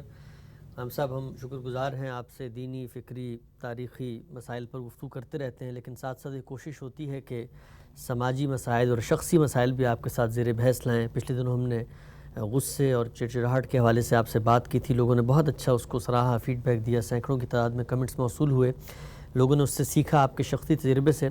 آج میں چاہتا ہوں اسی نوعیت کا ایک اور سوشل کرائسس، ایک سماجی موضوع آپ کے ساتھ زیر بحث لاؤں اور جاننے کی کوشش کروں کہ آپ کے اپنے زندگی کے تجربات، کیونکہ آپ اس مسئلے میں زیر بحث دونوں فریقوں سے براہ راست رابطے میں بھی رہتے ہیں، سوسائٹی کے اس سیکشن سے۔ ماڈرن ایج پیرنٹنگ کرائسس، یعنی اس جدید دور میں جو والدین کو پیرنٹنگ کے دوران، بچوں کی تعلیم، بچوں کی تربیت کے دوران مشکلات کا سامنا رہتا ہے، اس کا کیا حل ہے؟ 3 بالعموم رویے دیکھنے میں آتے ہیں۔ ایک یہ ہے کہ ایک اتھارٹیرینزم ہے، آپ غصے سے، جبر سے بچوں کو دبا کر ان کی تربیت کرتے ہیں۔ دوسرا ہم دیکھتے ہیں کہ اوورلی پرمیسو، یعنی ہر چیز میں آپ نے آزادی دی ہوئی ہے۔ اور تیسرا یہ ہے کہ آپ تھوڑی سی آزادی بھی دیتے ہیں، تھوڑا سا آنکھ بھی دکھاتے ہیں۔ آپ کا اپنا تجربہ کیا ہے، زندگی کا تجربہ، والدین بچوں سے ملتے ہوئے؟ بچوں کی تربیت میں وہ بنیادی پہلو کون سا ہے جو والدین کو ملحوظ نظر رکھنا چاہیے؟ میرے نزدیک اس میں چند چیزیں بہت اصولی نوعیت کی ہیں۔ ہر چیز جس کا آپ جائزہ لیتے ہیں اس میں وہ چند چیزیں ہی اصولی نوعیت کی ہوتی ہیں، باقی اس کی تفریعات ہیں، یعنی برانچز ہیں، فروع ہیں، وہ بہت سی ہو سکتی ہیں۔ تو علم نفسیات میں بھی جب اس مسئلے کا مطالعہ کیا جاتا ہے تو اس کی بہت تفریعات بیان کی جاتی ہیں۔ اصولی چیزیں کیا ہیں جن کو ہر وقت ملحوظ رکھنا چاہیے؟ ایک بچہ آپ کی آغوش میں اللہ تعالیٰ نے ڈال دیا ہے۔ سب سے پہلا مسئلہ یہ ہے کہ آپ یہ سمجھ لیں کہ یہ ضروری نہیں ہے کہ یہ بچہ وہی ہو جو آپ ہیں، یعنی یہ ایک بنیادی چیز ہے۔ یہ ہم عام طور پہ ملحوظ نہیں رکھتے، دوستوں کے انتخاب میں ملحوظ نہیں رکھتے، احباب کے ساتھ تعلق میں ملحوظ نہیں رکھتے، میاں بیوی کے رشتے میں ملحوظ نہیں رکھتے۔ یعنی ہمارے پاس خود اپنی شخصیت کا ایک ذہنی سانچہ بنا ہوتا ہے، ہم اس سانچے کو بڑی مقدس حیثیت سے دیکھتے ہیں۔ اسی کو اگر آپ ذرا بہت بڑھا دیں تو یہ وہ چیز ہے جس کو نرگسیت سے تعبیر کیا جاتا ہے، یعنی میرے لیے میں ہی سب کچھ ہوں، میں کیا ہوں اس سے بہتر کوئی چیز ہو نہیں سکتی، میرا سوچنے کا انداز، میرا اٹھنے کا طریقہ، میرا بیٹھنے کا طریقہ، یہی وہ چیز ہے کہ جو سب کو اختیار کرنی چاہیے۔ اس میں ہم بعض اوقات مبتلا ہو جاتے ہیں، بعض اوقات کیا اکثر و بیشتر کسی نہ کسی درجے میں مبتلا ہوتے ہیں۔ ادھر اللہ تعالیٰ کا معاملہ یہ ہے کہ اس نے انسانوں کے اندر بے پناہ تنوع رکھا ہے، یعنی ایک ہی والدین کی اولاد میں اتنا فرق ہوتا ہے کہ آپ حیران رہ جاتے ہیں۔ سوچنے کے انداز کا فرق، چیزوں پر رد عمل ظاہر کرنے کا فرق، علم کا فرق، مطالعے کی طرف رغبت کا فرق، چیزوں کو ایک زاویے سے دیکھنا، ایک دوسرے زاویے سے دیکھنا، ایک تیسرے زاویے سے دیکھنا، یہ سب چیزیں انسانی تنوعات میں ہمارے سامنے آتی ہیں۔ اس طرح بہت لوگ سادہ طبیعت ہوں گے، بہت زیادہ دکھاوے کا مزاج رکھنے والے ہوں گے، بہت سے لوگوں کے پاس صلاحیتوں کی ایسی نوعیت ہوگی کہ وہ بچپن ہی سے ظہور پذیر ہونا شروع ہو جاتی ہیں۔ کہا جاتا ہے نا کہ ہونہار بروا کے چکنے چکنے پات، تو روشنی طبع بھی بعض اوقات بلا بن جاتی ہے انسان کے لیے۔ اس طرح کی ساری چیزوں کے تنوع کو سامنے رکھ کر آپ اپنے بچے کا استقبال کریں۔ پہلی بنیادی چیز یہ ہے، یعنی یہ کہ میں نے یوں سوچا تھا، میں اس طرح کا ہوں، ماں اس طرح کی ہے، باپ اس طرح کا ہے، نہیں، یہ آپ کی ساری باتیں بہت اہمیت کی حامل ہو سکتی ہیں، لیکن خدا کا فیصلہ کیا ہے یہ آپ سے پوچھ کر نہیں ہونا۔ ہو سکتا ہے کہ آپ کی آغوش میں کسی عالم کو ڈالا گیا ہو، آپ کی آغوش میں کسی بڑے کھلاڑی کو ڈالا گیا ہو، کسی مصور کو ڈالا گیا ہو، کسی سیاستدان کو ڈالا گیا ہو۔ یہ دیکھتے ہیں آپ کے دیہات سے لوگ اٹھتے ہیں، یعنی کوئی پس منظر نہیں ہوتا، حیران کن طریقے سے بڑی صلاحیتوں کے ساتھ پورے افق پر چھا جاتے ہیں۔ بڑی شخصیتوں کا آپ مطالعہ کر کے دیکھیں تو آپ کے ہاں اللہ تعالیٰ نے کیا نعمت پیدا کی ہے، یعنی اس میں اللہ تعالیٰ کا فیصلہ کیا ہے، شخصیت کس نوعیت کی ہے، صلاحیتیں کیا دی گئی ہیں، کردار کیا ہوگا، سیرت کیا ہوگی۔ یہاں کردار اور سیرت سے مراد وہ نیکی بدی کا پہلو نہیں ہے، بلکہ انسانی رویے ہیں وہ کیا ہو، یعنی انسانی شخصیت جو ہے اس کا ظہور کس طرح سے ہوگا۔ اس میں جو مختلف پہلو ہیں انسانی شخصیت کے، وہ اپنی ذات میں سب کے سب اچھے ہیں۔ اچھا، یعنی اگر فرض کر لیجئے کہ کسی کے ہاں بہت تیزی ہے طبیعت میں، کسی کے ہاں جلد بازی ہے طبیعت میں، کسی کے ہاں جذبات کا اظہار ہے طبیعت میں، تو یہ ساری چیزیں اپنی ذات میں محمود ہیں، پسندیدہ ہیں۔ اصل چیز ان کی تہذیب ہے۔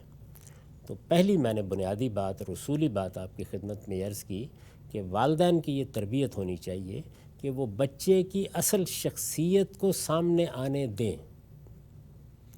وہ اصل شخصیت ہے جس کو ماں بھی، جس کو باپ بھی، جس کو خاندان بھی ایک ایک جملے سے کچل کر رکھ دیتا ہے، اور اس میں ہوتا کیا ہے، جو انہوں نے اپنے طور پر سوچا ہوتا ہے، یعنی جو انہوں نے خیال کیا ہوتا ہے کہ انہیں بچے کو بنانا ہے، اس کا اظہار شروع ہو جاتا ہے۔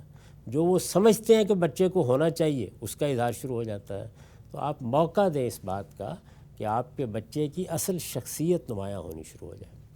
میں آپ سے عرض کرتا ہوں کہ میں اس پر اللہ کا بہت شکر ادا کرتا ہوں کہ میرے والد صاحب کا فطری طور پر یہی رویہ تھا، یعنی مجھے بالکل یاد نہیں ہے، کسی مرحلے پر بھی یہ یاد نہیں ہے، اور میری زندگی بہت نشیب و فراز سے گزری ہے، بہت مراحل سے گزری ہے، کبھی یاد نہیں ہے، نہ بچپن میں نہ لڑکپن میں، کہ مجھے کچھ بنانے کی صحیح کی گئی ہو۔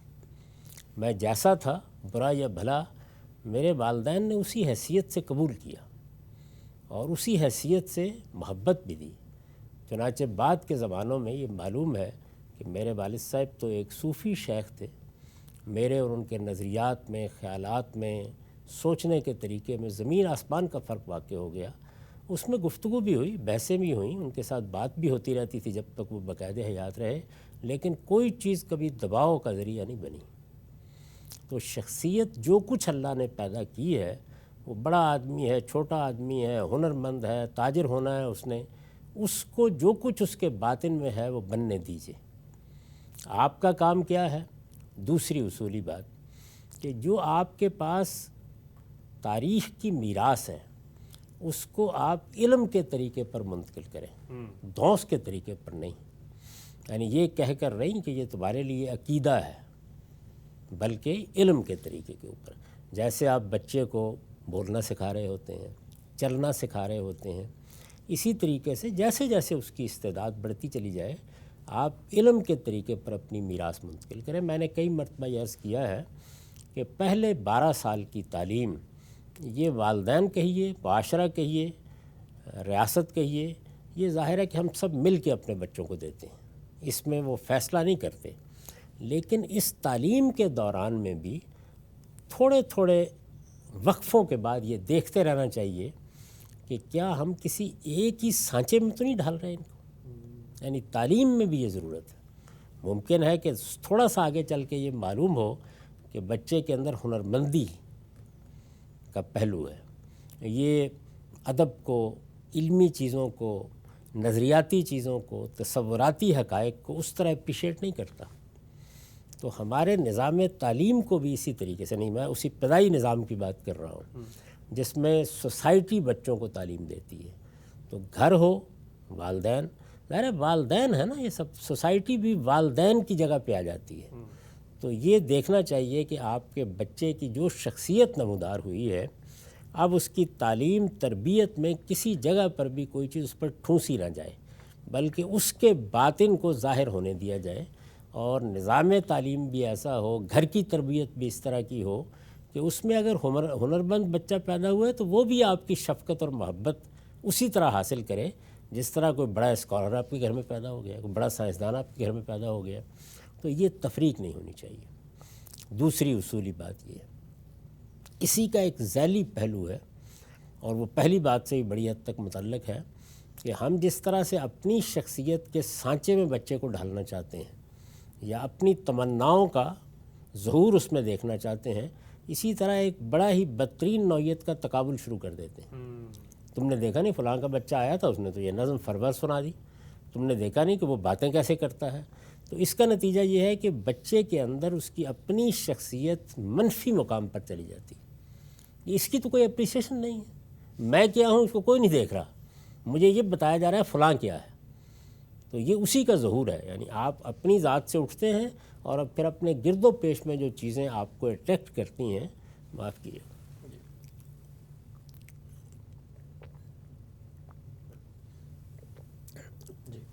ان کی مثالیں دینا شروع کر دیتے ہیں۔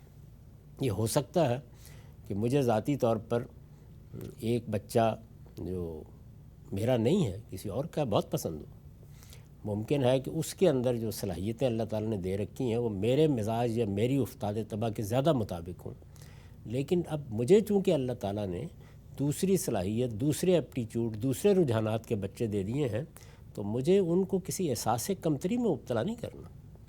وہ میری ذمہ داری ہے، میری آغوش میں ڈالے گئے ہیں، میرے سایہ شفقت میں ان کو پرورش پانی ہے، تو یہ ضروری ہے کہ میں ان کے اندر ان کی شخصیت کا نہ صرف یہ کہ ادراک پیدا کروں، بلکہ خود بھی اس ادراک کے ساتھ ساتھ اپنے آپ کو تبدیل کرتا چلا جاؤں۔ تو دوسری جو اصولی بات ہے وہ یہ ہے۔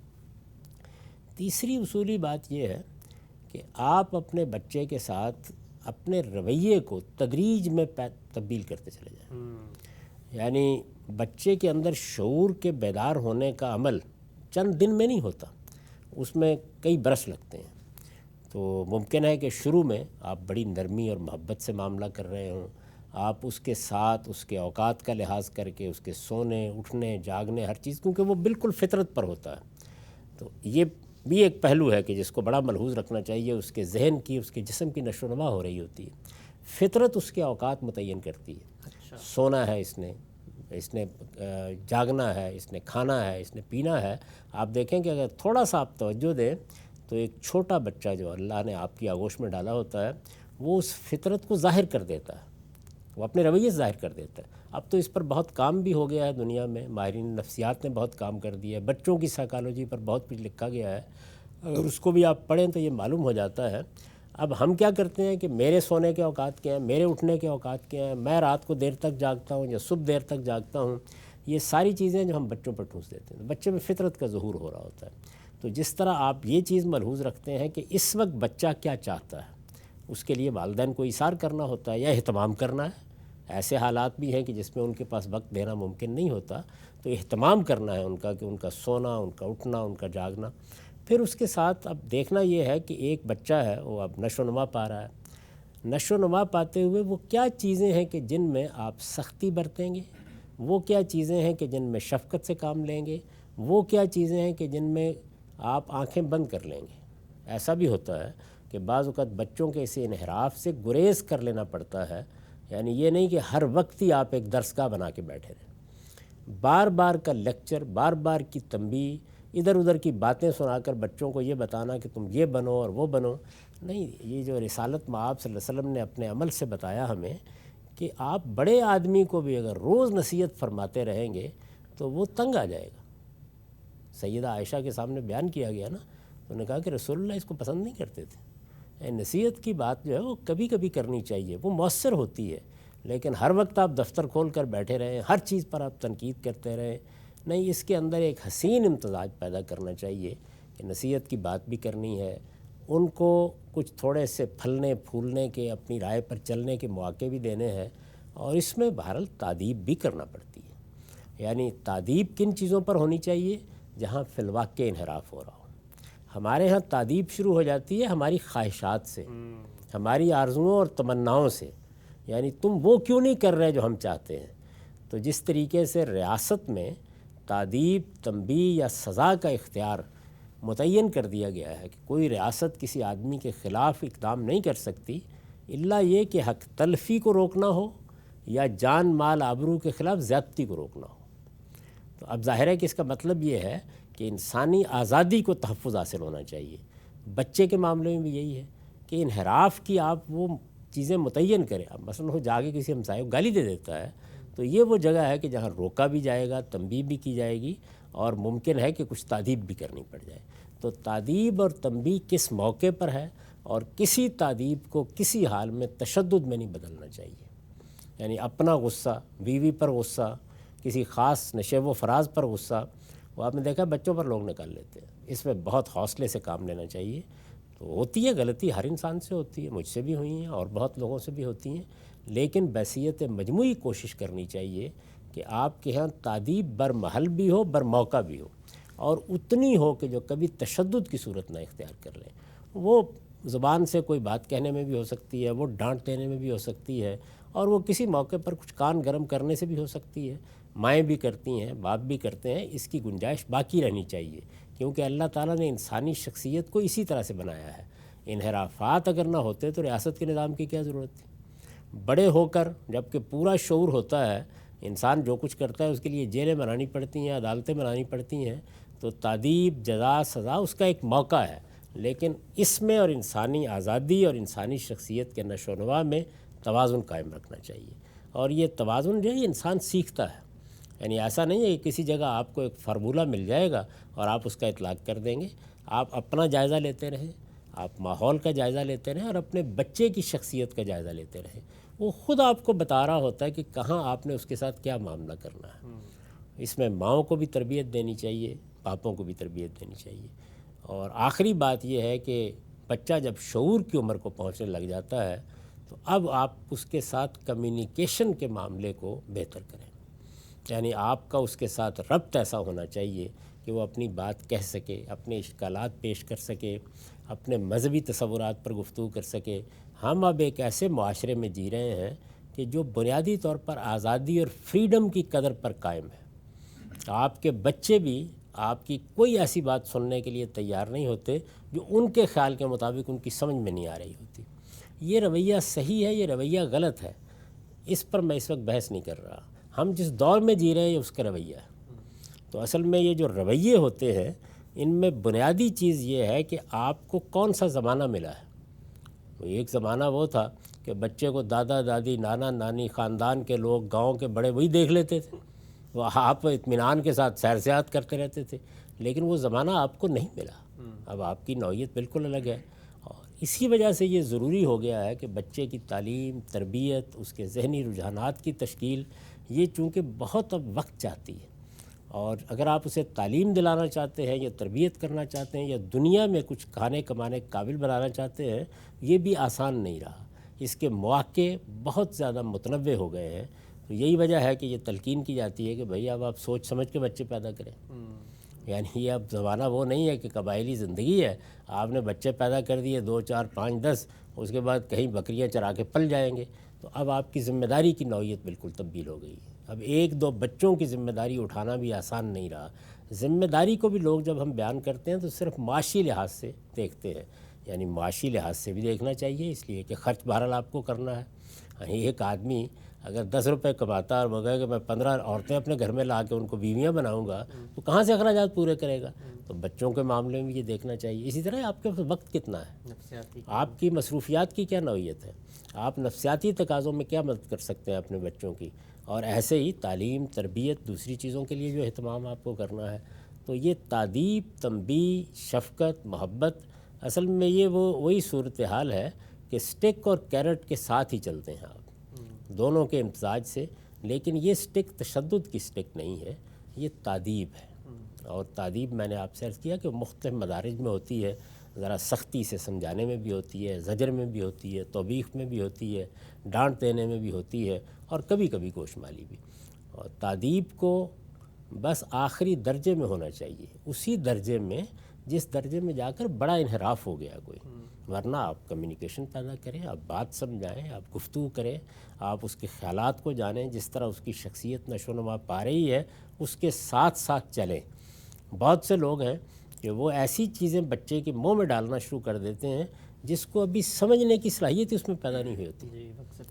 اور اس میں بچہ جو ہے وہ کچھ چیزوں کا اظہار کر رہا ہوتا ہے اور سمجھ رہے ہیں کہ میں نے بچے کو بہت کچھ سکھا دیا ہے، درحال ہے کہ انہوں نے دماغ پر ضرورت سے زیادہ بوجھ ڈال دیا ہے۔ تو بچہ کہانی سننے کے دور میں ہے، اس سے آگے بڑھ کر تصورات تشکیل کرنے کے دور میں ہے، تصورات کو انسانی زندگی سے متعلق کرنے کے دور میں ہے، فیصلے کرنے کے دور میں ہے، اپنی راہ خود متعین کرنے کے دور میں ہے، شعوری احساس کے ساتھ دنیا کو دیکھنے کے دور میں ہے۔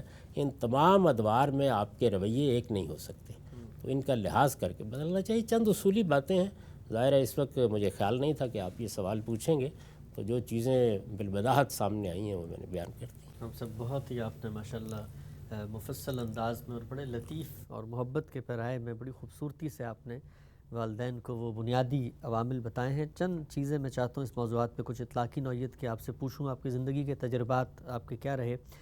ایک چیز آپ محسوس کرتے ہوں گے کہ پچھلے 20-25 سال میں جو انفارمیشن کا فلو ہوا ہے، کہتے ہیں کہ 100 سال پہلے جو معلومات ایک 60 سال کے بوڑھے کو ہوتی تھی، آج وہی 6-7 سال کے بچے کو اتنی معلومات حاصل ہو جاتی ہے۔ گوگل ہے، بچے گیمز کھیلتے ہیں، آن لائن پلیٹ فارمز ہیں، کمیونیکیشن کا ایک گیپ نظر آتا ہے۔ ہمیں لگتا ہے کہ والدین بچوں سے بات کرنا بھی چاہتے ہیں تو بچے اتنے اپ ٹو ڈیٹ ہیں کہ وہ والدین کی بات کو فوراً صحیح سنپ کر دیتے ہیں، اور والدین کو ایک عملی طور پہ ہزیمت کا سامنا کرنا پڑتا ہے۔ اس سے کمیونیکیشن کے جو دھارے ہیں وہ کمزور ہو رہے ہیں۔ پھر اس کمیونیکیشن کی کمزوری کی وجہ سے بچے جو ہیں وہ اپنے جو کچھ نفسیاتی تقاضے ہیں وہ بھی نہیں بیان کر پاتے، اور ایک نتیجہ ہمیں نظر آتا ہے کہ بچوں کے ساتھ جب کوئی ابیوسو بیہیویئر ہو، وہ بلی ہوتے ہیں، یا مثلا سیکشول ابیوز ہو، تب بھی والدین کے ساتھ کمیونیکیشن نہ ہونے کی وجہ سے وہ بات پہنچ نہیں پاتی۔ کمیونیکیشن کو اسٹرانگ کرنے کے لیے والدین کی طرف سے آپ کو کیا لگتا ہے کہ ان کو اپنے آپ کو اپ ٹو ڈیٹ کرنا پڑے گا، معاشرے کی آگہی حاصل کرنی پڑے گی؟ پہلے ایک تو یہ کہ بچہ جیسے جیسے شعور کی عمر میں داخل ہو رہا ہے، آپ کا تعلق بھی اس کے ساتھ اسی طرح بڑھتا جانا چاہیے۔ یعنی یہ کیسے ہو سکتا ہے کہ جو تعلق ایک آغوش میں پڑے ہوئے بچے کے ساتھ تھا، آپ اسی میں جیتے رہے؟ آپ کو دیکھنا چاہیے کہ اب بچے کی سوچ میں کیا تبدیلیاں آ رہی ہیں، وہ کن صورتحال سے دوچار ہو رہا ہے۔ تو وہاں اگر آپ کی بے تکلفی اس جگہ تک نہیں پہنچتی تو وہ آپ کے ساتھ کیسے کمیونیکیٹ کرے گا؟ تو کمیونیکیشن کے لیے یا ابلاغ کے لیے ضروری ہوتا ہے کہ بچے کی نشو و نما کے ساتھ ساتھ آپ سیکھیں کہ آپ کو کیسے اب اس کے ساتھ بات کرنی ہے، اور یہ سیکھنے کا عمل ایک دن میں آپ کے سامنے واضح نہیں ہو جائے گا۔ اس میں آپ تجربات کرتے ہیں، بار بار بچے کے ساتھ متعلق ہوتے ہیں، رجوع کرتے ہیں اس کی جانب۔ دوسری چیز یہ ہے کہ ممکن حد تک کوشش کریں کہ بچے کی شخصیت کے لحاظ سے اپنا علم بڑھائیں۔ اس میں کیا حرج کی بات ہے کہ اگر اس سے پہلے آپ نے کسی چیز کو سنجیدگی سے نہیں سیکھا تو اب آپ اپنے بچے کے لیے سیکھ لیں، تاکہ وہ سب سے پہلے آپ سے سیکھے گا نا، یعنی مجبوری ہے اس کی، تو اپنا علم بھی بڑھائیں۔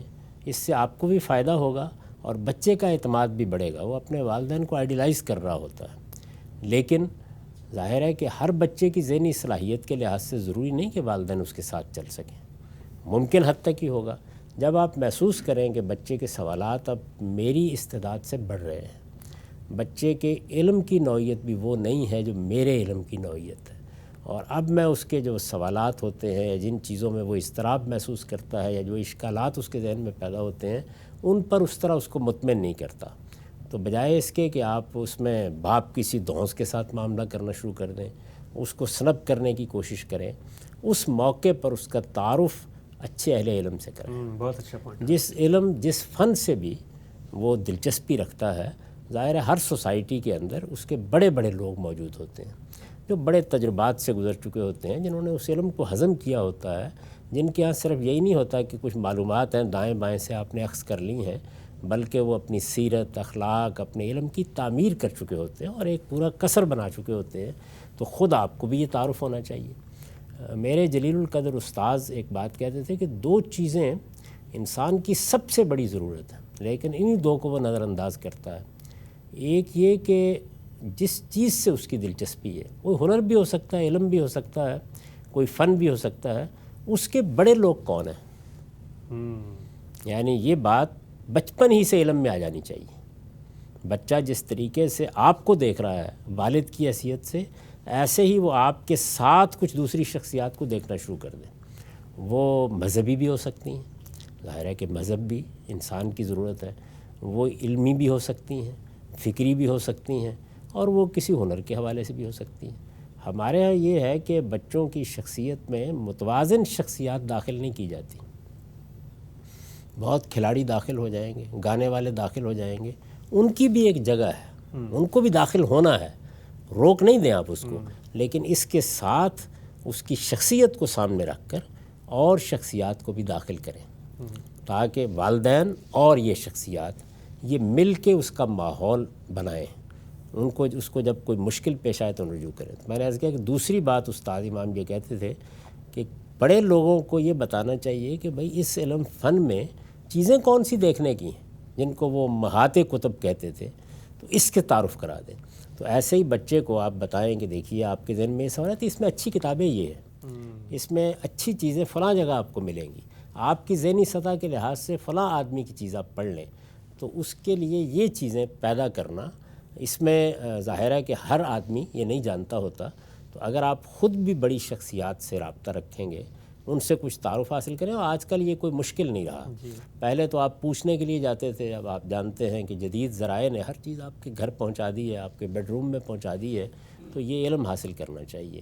اس میں بعض اوقات تاخیر ہو جاتی ہے، یعنی بچے کے ذہن میں سوالات کا ایک جنگل اگاتا ہے، آپ انٹ سنٹ جوابات دے رہے ہوتے ہیں، مطمئن آپ کر نہیں پاتے۔ اس کے بعد یہ بھی ہے کہ بعض موقعوں کے اوپر آپ جذباتی تقریریں شروع کر دیتے ہیں، اور دنیا کے جو دوسرے علوم کے ماہرین یا دوسرے لوگ ہیں جن سے بچہ خود متعلق ہو گیا ہے، وہ اپنا تاثر پیدا کر رہے ہوتے ہیں، تو اب آپ ایک بحرانی کیفیت میں مبتلا ہو جاتے ہیں۔ تو توازن کے ساتھ بڑی شخصیات سے متعارف کرنا چاہیے۔ میری اپنی زندگی کا تجربہ یہ ہے کہ بالکل اسکول کے ابتدائی زمانے میں، یعنی 6 7ویں جماعت میں، مجھے ایسے اساتذہ کی صحبت اٹھانے کا موقع ملا کہ جنہوں نے جن موضوعات سے مجھے دلچسپی تھی ان کی بڑی شخصیات سے مجھے متعارف کرا دیا۔ یعنی آپ یہ دیکھیے کہ اسکول کے زمانے میں جو 3 شخصیات میرے لیے ایک طرح سے منبع علم بن چکی تھیں، قریبی شخصیات ہی ہمیشہ سامنے آتی ہیں، اب بہت ماضی میں بہت بعد میں جاتے ہیں، یعنی شاطبی اور ابو حنیفہ کا تعارف پہلے نہیں کرایا جا سکتا۔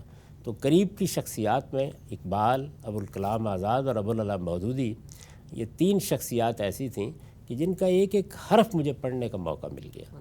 تو اس سے ایک آپ کی فضا بنتی ہے کہ یہ آپ کے اماں ہیں، یا آپ کے ابا ہیں، یا آپ کے خاندان کے بزرگ ہیں، اور یہ 3 بزرگ وہ ہیں جو کہیں آسمان سے آئے ہیں، بڑے غیر معمولی، اور یہ بھی آپ کے وجود کا حصہ بن گئے ہیں۔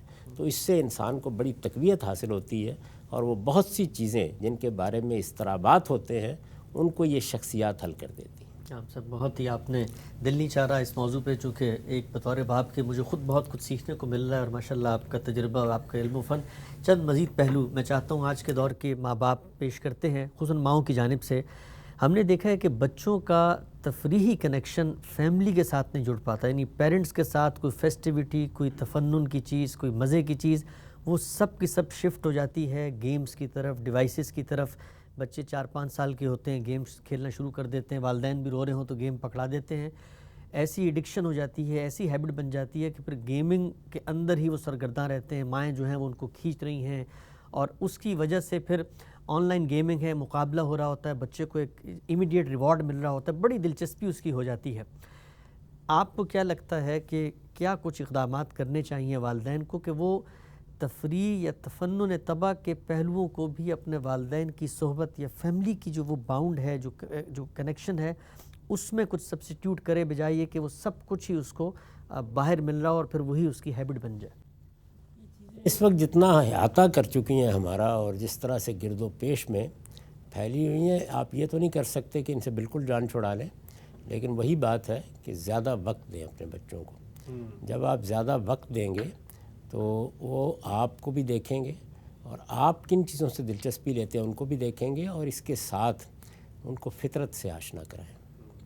یہ بتائیں ان کو کہ دیکھنے کی ایک چیز یہ بھی ہے، اس میں خدا نظر آتا ہے، سمندر دکھائیں، پہاڑ دکھائیں، آسمان دکھائیں، تارے دکھائیں، تاکہ وہ معلوم کریں کہ یہ کائنات جس میں ان کو پیدا کیا گیا ہے، یہ اپنے اندر کیا حسن رکھتی ہے۔ اس میں اثار بھی کرنا پڑے گا، بچوں کو آپ ساتھ لے کر جائیں، بچوں کو ساتھ لے کر اگر آپ کے پاس توفیق ہے، اور ظاہر ہے کہ اس میں آدمی کبھی پیدل ہی چل کے بچوں کو دکھا دیتا ہے۔ مجھے معلوم ہے کہ میرے ایسے حالات نہیں تھے تو میں اپنے بچوں کو لاہور شہر میں بے شمار جگہوں پر پیدل لے کر گیا ہوں۔ یعنی کئی کلومیٹر پیدل چل کے میں نے بعض چیزیں ان کو دکھائی ہیں، ان کو میوزیم دکھائیں، ان کو تاریخ سے واقف کریں. تو اس طرح کی چیزیں جب آپ دکھائیں گے تو کچھ متنوع دلچسپیاں پیدا ہو جائیں گی ان کے اندر. لیکن اگر یہ سب آپ نے نہیں کیا تو پھر ظاہر ہے کہ یہ چیزیں جن کا آپ نے ذکر کیا وہ اپنے اندر بڑی کشش رکھتی ہیں. اس پر ایک بہت اچھا چیپٹر لکھا ہے.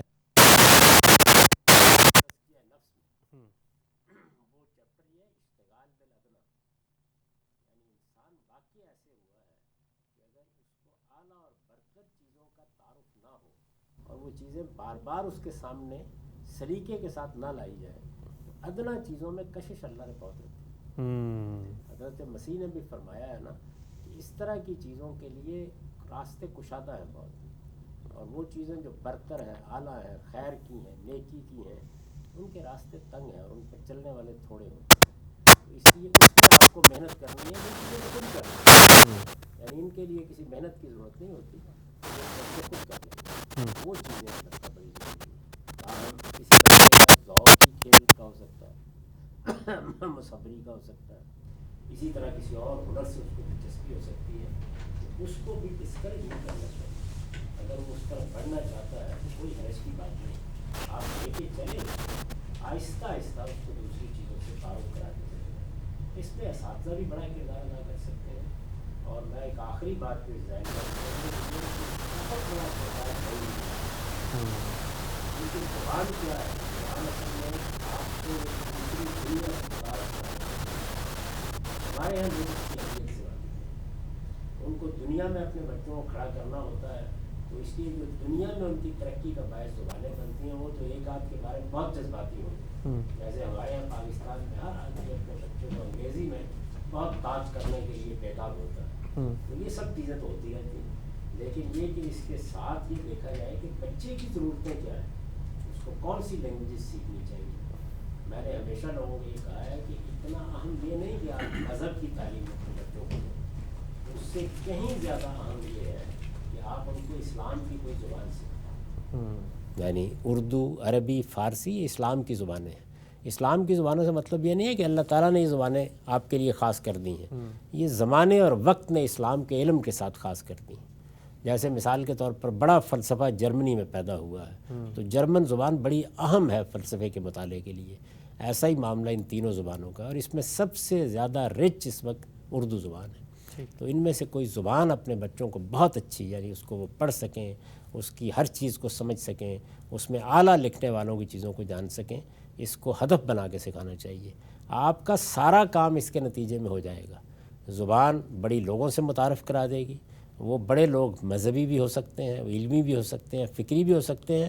آپ کا بہت سا درد سر دور ہو جائے گا، وہ بڑی شخصیات خود ہی بچے کی گرفت میں لے لیں گے. ٹھیک ہے ہم سب، بہت ہی آپ نے ماشاءاللہ تفصیل سے آج اس موضوع پہ اظہار خیال کیا. کچھ منٹ ہمارے پاس باقی ہیں، کچھ سوالات ہیں ضمنی، وہ بھی لے لیتے ہیں. یہ سوال پوچھا گیا ہے کہ آپ فرماتے ہیں کہ جمعہ کی نماز میں یہ سنت جاری کی گئی ہے کہ اس کا جو امام ہے وہ وقت کا حکمران، مسلمان حکمران یا اس کا کوئی مقرر کردہ امام ہوگا جو اس کی امامت کرے گا. تو سنگاپور کے اندر اگرچہ غیر مسلم اکثریتی ملک ہے، حکومت کی سربراہ بھی غیر مسلم ہے، لیکن وہاں انہوں نے یہ انتظام کیا ہے کہ مسلمانوں کی ایک منسٹری بنا دی ہے ان کی مذہبی رسومات کی ادائیگی کے لیے، اور اس کے تحت پھر جمعے کی ادائیگی ہوتی ہے. گویا ایک منسٹر ہے مسلمان، اس کے تحت جمعے کی ادائیگی، جمعے کے ممبر کا نظم، اس سب کی ترتیب ایک بنائی گئی ہے. تو کیا ہم اس کو اس تصور کے قائم مقام قرار دے سکتے ہیں کہ جو سنت میں بطور اصل جاری ہوا ہے؟ یقیناً قرار دے سکتے ہیں. یہ بہت اچھا اقدام ہے. مجھے بھی جب یہ معلومات ہوئیں تو میں نے اس کی بڑی تحسین کی. ہمارے ہاں مسجد، جمعہ کا ممبر یہ بنیادی طور پر ایک اجتماعی ادارے کی حیثیت رکھتا ہے.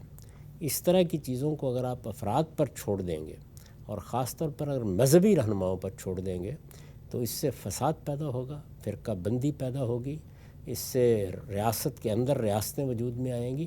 تو جس طرح اللہ تعالیٰ کے قانون کے مطابق یہ ضروری ہے کہ مسلمانوں کی اکثریت کسی جگہ ہے اور نظم حکومت ان کے پاس ہے تو وہ جمعے کا اہتمام کریں. اسی طرح جو غیر مسلم حکومتیں، غیر مسلم حکومتوں سے مراد یہاں غیر مسلموں کی اکثریت ہے. موجودہ ظاہر وطنی قومیت پر مبنی حکومتوں میں وہ نوعیت نہیں ہے جو قدیم زمانے میں مسلمان یا غیر مسلم حکومتوں کی ہوتی تھی۔ اکثریت کس کی ہے؟ نظم و نسق زیادہ تر کن لوگوں کے ہاتھ میں ہوتا ہے؟ تو اس میں بھی یہ اہتمام کرنا چاہیے کہ کسی کمیونٹی کے اس طرح کے نظام کو ایک صورت دے دی جائے۔ اس سے بہت کچھ فساد سے آپ بچ سکتے ہیں۔ اب دیکھیے جب فسادات پیدا ہوئے، جب خرابیاں در آئیں، جب دیکھا گیا کہ یہی ادارے، یہی مسجدیں کس طریقے سے بعض غلط کار لوگوں کے ہتھے چڑھ گئیں، تو آپ دیکھیں دنیا بھر میں اب ان کو کنٹرول کرنے کی صحیح ہوتی ہے، لیکن اب جن بوتل سے باہر نکل چکا ہے، آسان کام نہیں۔ تو پہلے دن سے جو اللہ کی تعلیم تھی اس کو مان لینا چاہیے تھا کہ جہاں تک میری انفرادی آزادی ہے، میں جہاں چاہوں کھڑے ہو کر اپنی بات بیان کروں، میری بات پر آپ کوئی قدغن نہیں لگائیں، شائستگی سے میں کوئی نظریہ بیان کرتا ہوں، کوئی فکر بیان کرتا ہوں، وہ میرا حق ہے۔ میں کسی مسجد میں بھی جا کر بات کروں، کسی ممبر پر بھی کھڑا ہو کر بات کروں، میرا حق ہے، لیکن جمعے کا ممبر اس کے لیے نہیں ہے۔ اس لیے کہ جب میں کسی عام دن میں جا کر مسجد میں کھڑا ہو کر کوئی تقریر کروں گا، کوئی درس دوں گا، لوگوں کو کوئی بات بتاؤں گا، تو جس کا دل چاہے گا وہ میری بات سنے گا۔ وہاں مسلمانوں کی اجتماعیت کے لیے ایک نظم اللہ تعالیٰ کی طرف سے بنا دیا گیا ہے، اس کو ریاست کے نظم میں یا معاشرے کے نظم میں رہنا چاہیے۔ تو معاشرے کے نظم کی کئی صورتیں جدید دور میں آپ اختیار کر سکتے ہیں، وہ ہمارے ملکوں میں بھی بدقسمتی سے اب اختیار نہیں کی جاتی، جہاں باقاعدہ حکومتیں قائم ہیں۔ وہ غیر مسلم ملکوں میں بھی پہلے نہیں اختیار کی گئیں، بتدریج احساس ہو رہا ہے کہ ہونی چاہیے تھی۔ تو اللہ تعالیٰ کی ہدایت ہی اصل ہدایت ہوتی ہے۔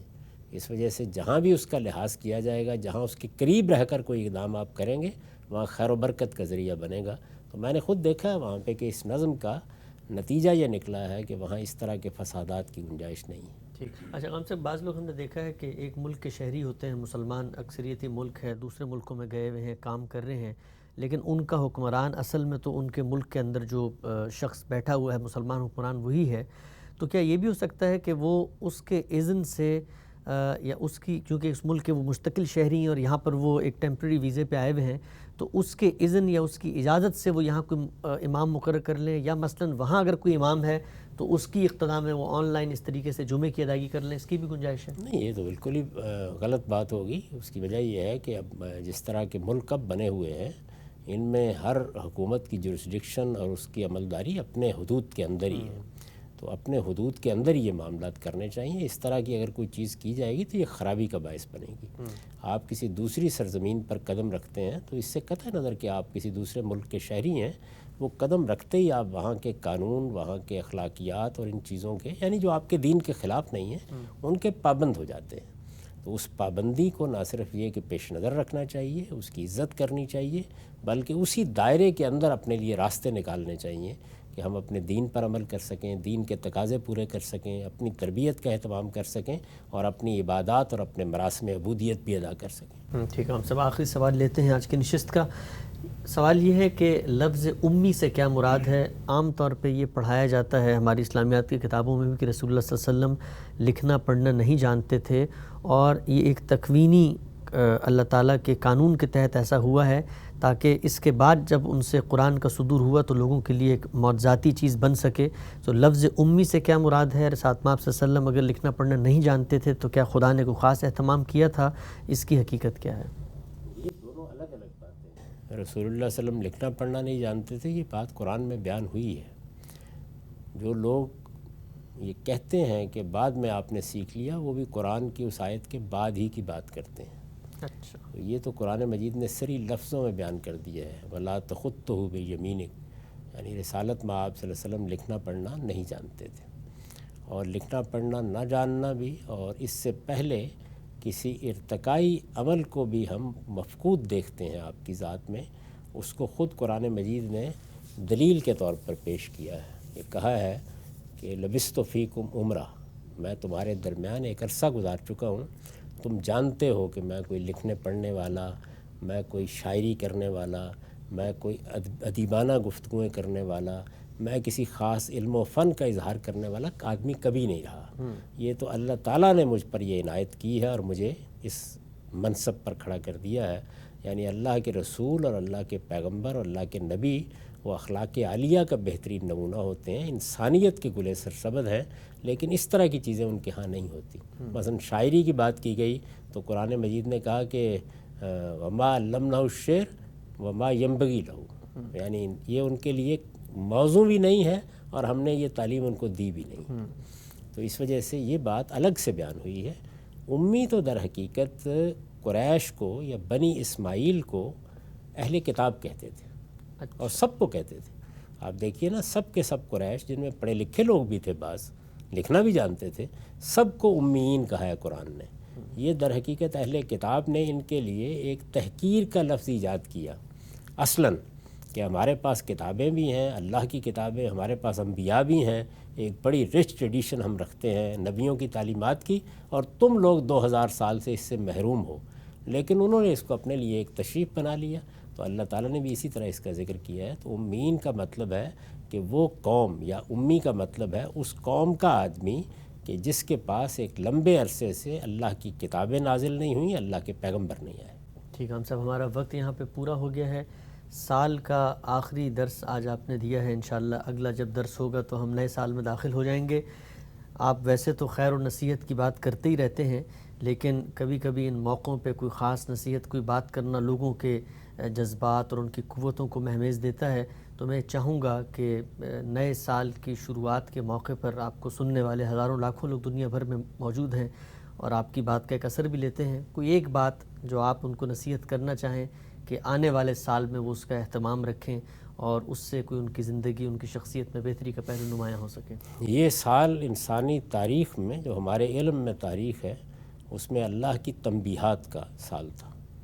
اس سے وہ تنبیہ کیا میں نے، آپ نے، لوگوں نے حاصل کی ہے، اس پر ایک نظر ڈالیں 31 دسمبر سے پہلے، اور کوشش کریں کہ اگلے سال میں اس تنبیہ کے جو نتائج اللہ کو مطلوب ہوتے ہیں ان کے مطابق زندگی بسر کر سکیں. بہت شکریہ ہم صاحب آپ کے بات.